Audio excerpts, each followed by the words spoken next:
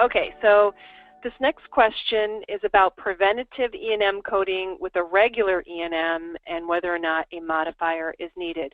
This reply was actually started by Alicia, so I'm kind of stealing it, so she might jump in and help me a little bit. So Amanda writes, please help me understand how to properly code for a routine well woman exam, preventative yearly checkup, for an established patient under 39 years and a separate issue like depression.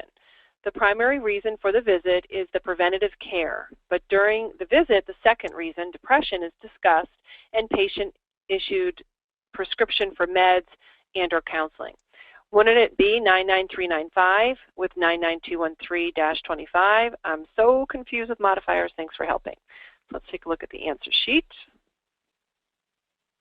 And I just have to say, whenever I do this in class and we talk about preventative visits, I said, you know, well visits and, you know, the well baby check, the well woman. Ever notice there's never any well men? Sorry, guys, I had to say it. But it's true. We never say that. It feels like it's true on this side, too. So at any rate, preventative medicine are basically your not sick codes. You're not coming in with the diagnosis because it's a well visit. It's just a checkup. So, but oftentimes they come in and sometimes patients save up a problem that they plan on talking about, and other times it comes up during the course of the evaluation.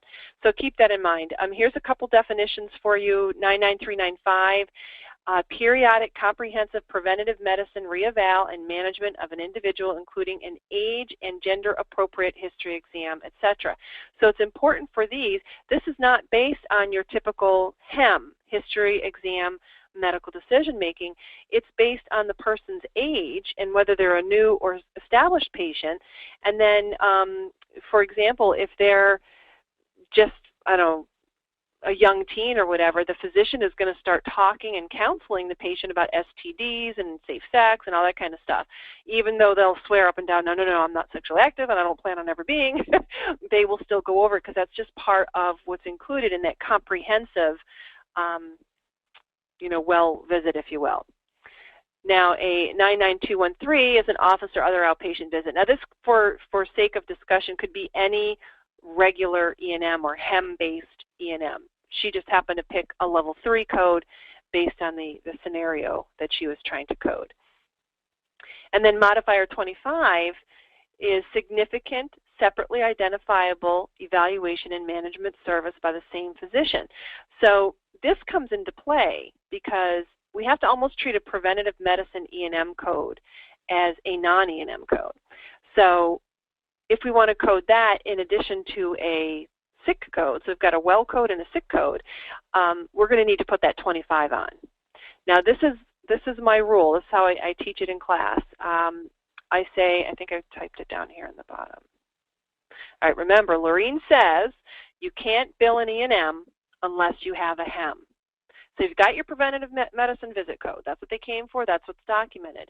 Now you're going, can I bill the regular E&M too? Well, do you have a HEM? Do you have clearly separate documentation that says a history, an exam, and medical decision making was done related to that depression or whatever the case may be? Okay? If you don't, then that E&M is more than likely just bundled into the preventative medicine code. And you'll see that if you turn to the preventative medicine section of E&M and you look at the guidelines, it'll say if it's something minor, throw it in. If it's significant and separate, go ahead and bill it with a 25. So significant and separate, you mentally want to picture seeing a separate note for that problem, which in this case is depression. Now, I've heard at conferences, and I think it's great advice, where consultants have instructed offices to literally have separate notes. One that's a preventative medicine note, it's actually headed preventative, and then a separate one for the problem visit. Even though it happened on the same day, keep them truly separate. And then if the documentation's separate, it's very easy to code and bill it separate, and you're protected in case of an audit. So now I think, Alicia, you polled some people on this, Vanessa, Christine, and Diana, right? Yes, yeah, they are. Vanessa's a compliance officer for a multi-physician facility, and Diane is a well, she's not remote, but you know what I mean. She does several doctors, the coding for several doctors, the company that she works for.